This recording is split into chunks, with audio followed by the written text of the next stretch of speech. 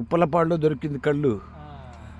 అక్కడ నుండి హైదరాబాద్ నుండి శ్రీశైలం వెళ్ళా, శ్రీశైలం నుండి మళ్ళీ డోర్నాల నుండి ఇక్కడికి ఎర్రగొండపాలెం శ్రీగిరిపాడు, అది దాటిన తర్వాత వెల్దు ఉప్పలపాడులో దొరికింది మాకు కళ్ళు. ఈ కళ్ళు లేకపోతే బాడీ హీట్ తగ్గదు. పాసు ఎలా వస్తుంది అంటే పసుపు కళ్ళలో వస్తుంది. అది నాకు తెలుసు ప్రాక్టికల్గా. ఇప్పుడు తాగుబోతు అంటారు, దీనివల్ల ఉపయోగాలు తెలుసుకొని మాట్లాడాలి.